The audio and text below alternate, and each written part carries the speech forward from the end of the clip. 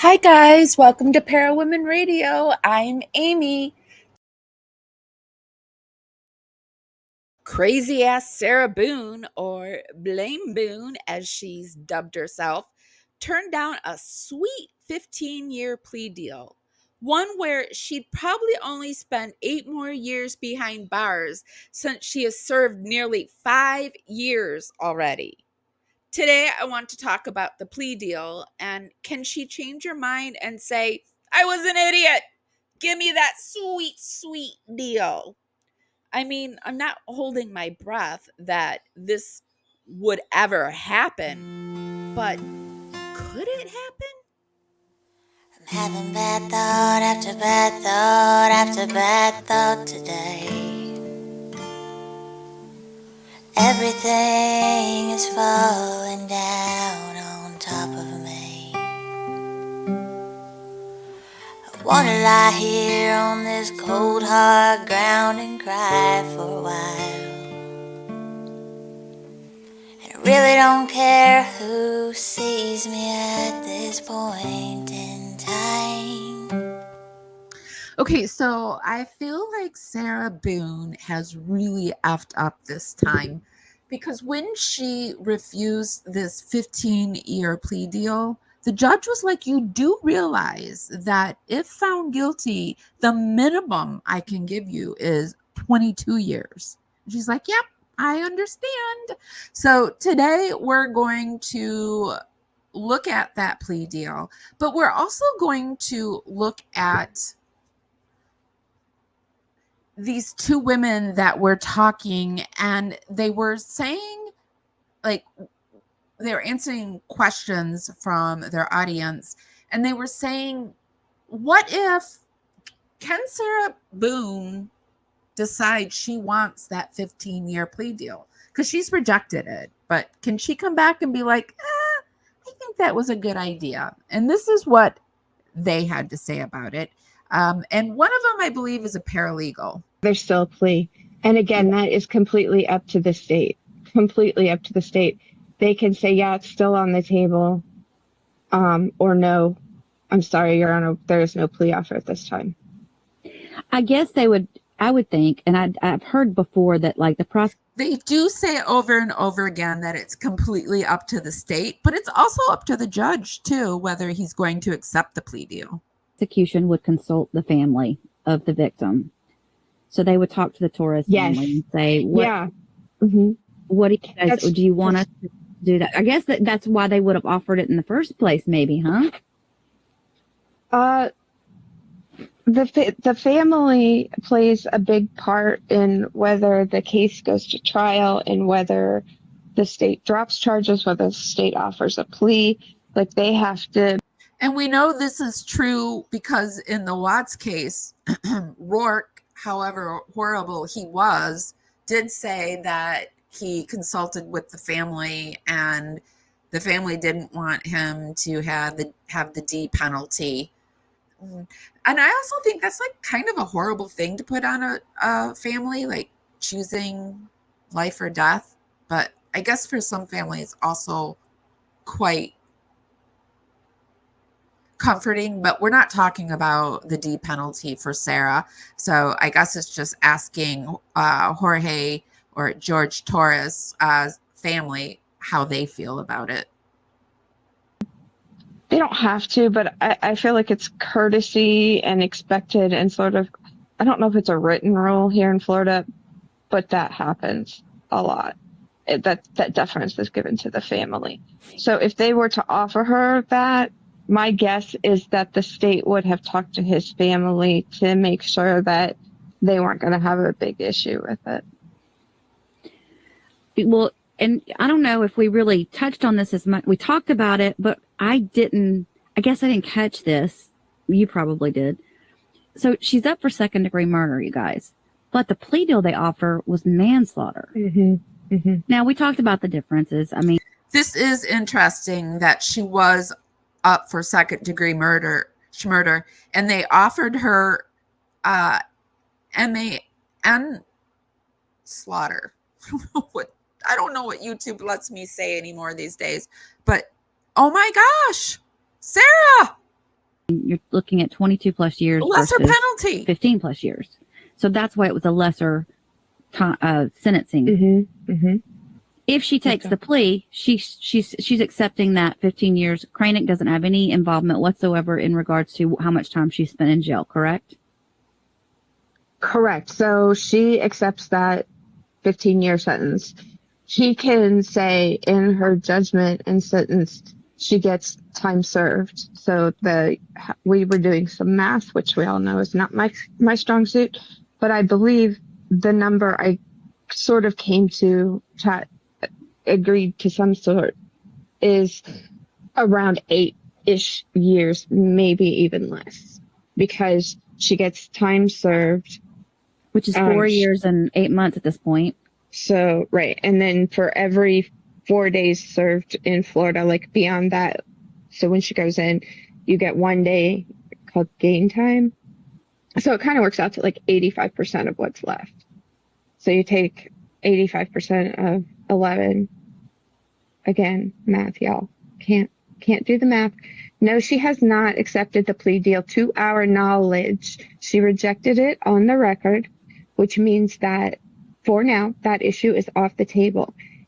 They are speculating, these two, that they feel like maybe something's going on. Maybe Sarah's trying to accept this plea deal. What do you guys think? The judge can't say you have to offer a plea. The judge can't do that. The state has all the power. They are the prosecution. They decide what charges are brought and when, and they decide whether a plea will be offered or not. So they don't. But the judge decides whether he will accept it. I'm like 99% sure of that. Have to keep that offer open.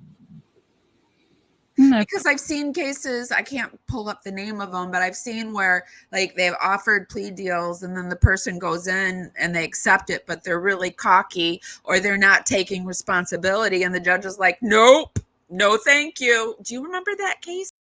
In court after an admitted killer is caught on camera smiling during his sentencing. Donta Wright sat in court smiling and nearly laughing as a mother shed tears for her son shot and killed by Wright.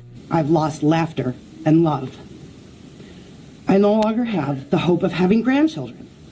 I've lost the enjoyment of holidays and birthdays and of everyday life. Wright addressed the court showing no remorse. I just want to tell y'all, I'll be home soon. R.I.P. Keon. I love my family. The judge, clearly fed up with the defendant's attitude, stopped the proceedings and asked prosecution to consider taking this case to trial, where Wright would face a stiffer punishment if found guilty by a jury. But watching you sit there, smile and laugh and shake your head like this was no big deal, I'm very tempted to just say, I'm not going to accept this sentence agreement. We'll go to trial. And if you're convicted of felony murder, you'll go to prison for the rest of your life. That means you'll die there. Also, they had this to say this morning, and that she's going to take it. Okay. Again, that is 100% up to the state. Prosecutors have a lot of power. So much power. You guys don't even realize. I didn't either till I read a book called Ghetto Side, which was very eye-opening. As of what we saw before everything shut down for the storm, was they had offered her 15 years on a manslaughter charge. She said to the judge she rejected that plea. So unless the state says, Your Honor, we're keeping that offer open, that's done, and we move on to trial. Judge can't say, prosecution, you have to offer her a plea. Judge can't do that. So it's completely up to the state. Sarah can't come back and say, well, I want a plea now. State can say, sorry, you had your opportunity, you lost it, now we're going to trial. They can say, okay, if you want to take it, fine, we'll do it. But they don't have to. Yeah, it would be, MT Kaysen, says that if it were off, it would be a court. It has to happen in court. So no matter what happens, we're going to see them come back on the record live and, put everybody's names, the date, time, whatever is happening, that's going to be on the record. So can the judge refuse the plea? Maybe. I think that's possible. I don't want to say 100% for sure. I think it is possible. Alpha Zeta rhymes with crime said at SAMPI, can she take an Alfred plea? Now, I honestly don't know that I thought this was interesting too, because an Alfred plea, would the state really offer her an Alfred plea? Because that would mean she would get out, time served. I mean, I don't know. Do you think serving nearly 5 years for putting someone in a suitcase and zipping them up and going upstairs and passing out is worth 5 years, or even 15? I'd say more like 22, but those that we have that here. And I think one of the more famous cases is the one they did the documentary called The Staircase. And yeah, you know what I'm talking about? That was Florida?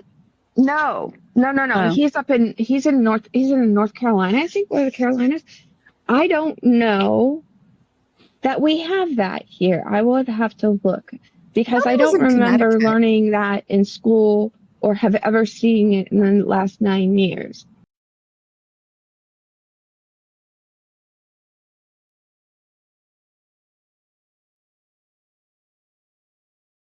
I don't know. What do you guys think?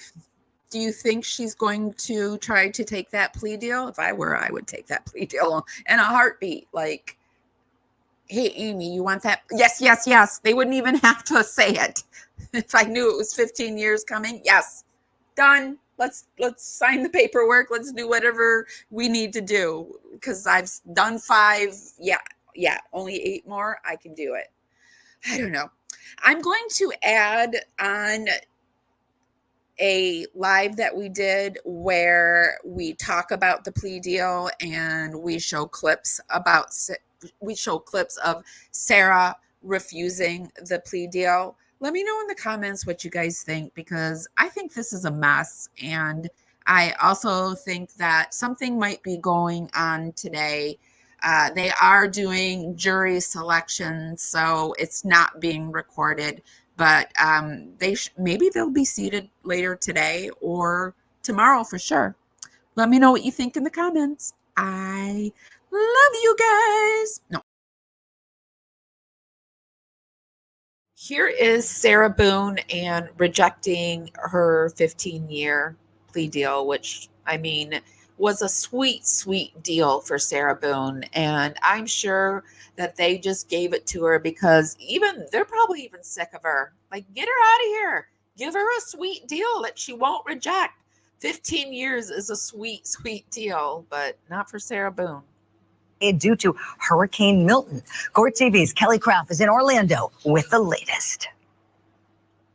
Good morning, Julie. The murder trial for Sarah Boone, the woman accused of suffocating her boyfriend in a suitcase, is delayed yet again, this time because of a hurricane. The mayor of Orlando has declared a state of emergency. The judge addressed the court this morning. Due to the potential storm and the ramifications of it, the court is going to postpone jury selection in this matter till Monday, October 14th at 9 a.m. Jurors were sent home and told to return on Monday. Another big development in this case, Sarah Boone has rejected a plea offer from the state. Let's listen to the judge discuss this with her. 15 years to a lesser included charge of manslaughter. Ma'am, understanding the state's offer, do you wish to accept or reject the state's offer to resolve this case? Reject. And you heard Sarah Boone there rejecting that plea offer in which she would serve 15 years behind bars, pleading guilty to manslaughter.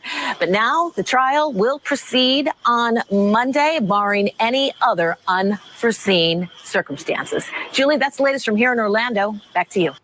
All right, our thanks to Kelly Craft for that update. Now let's dig in some more because we got some other news on Monday, not just the delay of the trial, but a motion filed by the prosecution. They are still trying to stop Sarah Boone from entering in that battered spouse syndrome defense as part of an overall self-defense, affirmative defense case. Let's bring in our guest now, the Director of Prosecution Projects at Florida International University and former homicide prosecutor Melba Pearson, and Court TV digital producer, and we like to say our resident expert on the Sarah Boone case, Lauren Silver. Good morning to you, ladies.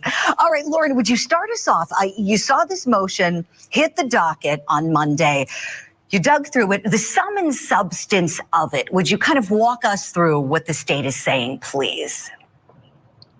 So the large part of it is that the state is requesting that the judge to review the use of battered spouse, and also perhaps because the judge has already said that battered spouse can come in as a defense, say, well, at least Sarah will have to take this stand to set some foundation before introducing any kind of evidence, any kind of past bad acts. What's really interesting about this motion is it was written after the state deposed the expert for Sarah Boone. These are the forensic psychologists who are going to testify to battered spouse. And so we're learning a lot more about what she said happened that night, allegedly to the doctors, I would assume, including that she allegedly admitted to beating the suitcase with a baseball bat once George was inside of it, which is not something we knew before. Right, Lauren, right. Let's talk more about some of these details. So I understand that he was able to poke his fingers out of a little opening in the zipper, and she is said to have hit his hand with a wooden bat in the house. Yes. So apparently he chose to get in the suitcase. Again, this was a game of hide and seek. The prosecutors did suggest that perhaps Sarah misunderstood the rules of hide and seek, but he got into the suitcase. She helped zip him in. He had these fingers that were able to stick out. And at some point he began to complain that he couldn't breathe. And this enraged her because prosecutors say it reminded her of when she felt she couldn't breathe because of his behaviors. And so she flipped the suitcase over, and then she hit his hands in the suitcase with a baseball bat. Wow. Lauren, this is brand new information in that motion. How about it? It's been since 2020, we've been talking about this case. The other thing in that motion we learned is the victim was only 103 pounds. I always wondered, how could he get inside the suitcase? That's the question I probably get the most from people. Because I thought that was shocking too. This was in when the state replied to all this. I wanted to read this, but because of all the issues, I haven't been able to do what I wanted to do. But he was smaller than Sarah Boone, probably. He was smaller than Sarah Boone. I always wondered, how did she get him into the suitcase? But he's tiny. You think, how could a man fit in a suitcase? I have no idea. Didn't see him get in. He was very small, 103 pounds. Okay, so prosecutors are arguing that as a matter of law, what Sarah Boone told the doctors who evaluated her doesn't entitle her to get this evidence of the prior violence, evidence that she was afraid of him, all of that. Melba Pearson, let's talk about this legally. The judge gets presented with this. Now he's got some more time to consider it, as you know, because of Hurricane Milton. Tell me, how do you think the court should assess this motion? Yeah, so good morning, Julian Lauren. And this is a very tough situation because you don't want to have, the judge doesn't want to make a decision that's going to end up being appealable once, let's say, a conviction is attained in this case. If he makes the wrong decision and excludes that evidence, then that could be grounds for an overturning of the conviction at the appellate level if there's a conviction. However, there has to be something to substantiate these claims. She can't just say battered spouse syndrome and there is no documentation, there's no witnesses, there's no hospital records, something to document that she had been abused in the past. And usually when it comes to battered spouse syndrome, it's a matter of you got triggered by something the person did. It does not necessarily have to be the person beat me in this instant and I responded in kind. And that was and then I'm using the defense of battered spouse syndrome. That's one scenario, but that's not the only scenario. It could be a word track. So let's say, despite the victim being 103 pounds, giving the defendant the benefit of the doubt, which I'm not saying I believe her story, but giving her the benefit of the doubt, it is possible for a smaller man to be abusive to a larger person just because of the dynamics of domestic violence, right? So the size alone isn't necessarily going to be the issue. But again, the way that she went about it, this was luring him as part of a game into a suitcase and then not letting him out. Yeah, I don't think it's the size so much of the fact saying that, a smaller person can't abuse a larger person.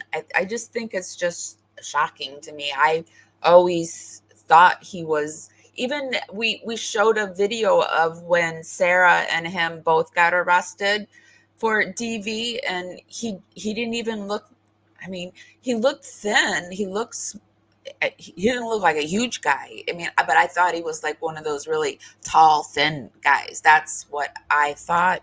But I'm wrong. Am I being seen when I'm typing in chat because I'm asking what happened because something has happened, but I can't see what's happened. I can't scrolling up. What's going on? What happened? And can you see me typing in chat asking what happened? Because I don't know, because I shut off the one if you can't see me now that I'm typing. But what happened? What's going on? Should I be worried? Is something wrong? Because I didn't know that anything had happened. Hey, Cat's Life.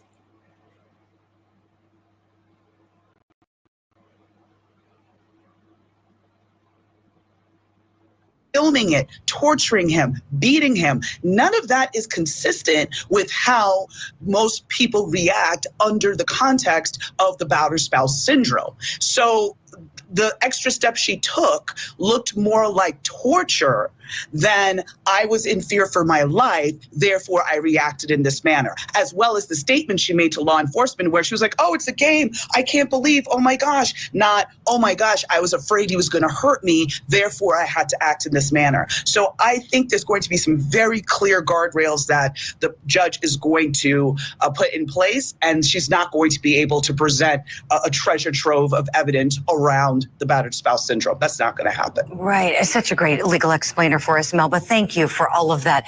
I want to share a clip. You both saw this when Sarah Boone decided to testify at her suppression hearing. And she let it out that she was still intoxicated at the time of that interview. I think her logic was that she wanted to make it seem, oh, she was under duress, coerced, not in the right frame of mind. But this might also affect the defense. Melba, I want to come to you on the other side. Let's take a look. I was in shock. I was traumatized by the situation, and then trying to focus on everything that was going on at my home. I was hungover. I was still, I believe, intoxicated to a degree. Okay, so Melba, you've already taught us that. So when we think about battered spouse syndrome coming in Florida, we're thinking about a self-defense case where the decedent would be doing something to threaten or, as you said, cause something to be triggered in the victim where they would, oh my gosh, feel the need to defend themselves. Here, this is an accident. So the state is saying, look, you can't assert it here. This was accidental. You've said it was accidental before. How does the intoxication get woven into this picture, Melba? Because she did make a lot of statements. And in the motion, the state is very concerned about her wanting to change her story. And Lauren, I'm going to come to you on that in a second. But Melba, how do you think the intox plays in for both sides, please? I think the intoxication is going to be critical in terms of state of mind, because again, it's not to say you can't be in fear when you're in. Do you think Sarah Boone in her mind thinks that a jury is real? Well, and she's only got Florida only has 6 jurors. There's not 12 people that are going to decide for Sarah. There's only 6 people. So does she think all 6 people are going to think that Sarah Boone was the battered person and that he deserved to be unalived in that suitcase? Or do they have some kind of evidence where Sarah has continually said that she left it so there were 2 fingers so that he could get out, that she has some kind of evidence that shows that it was 2 fingers and he just chose not to unzip it? But even if he chose to, even if there was 2 fingers, he obviously thought he couldn't get out and needed her to unzip it for him. Oh, I can't even believe I'm trying to even, what kind of person, I'm like her lawyer, what kind of person is arguing? I don't know. Anyway, I'm agitated, and so when I'm agitated, I tend to lean in towards the people that I feel are guilty, and I'm more aggressive towards them, I think. But yeah. But what kind of lawyer is going to stand up and possibly even defend her actions? If I did that, I've said it before, if I did that, I'd be like, yes, I did that. Give me 15 years. That at least I can do 15 years. I don't even know. I don't know. Sarah Boone she's one of those people that believes her lies, which makes her a narcissist and all that other stuff. But yeah.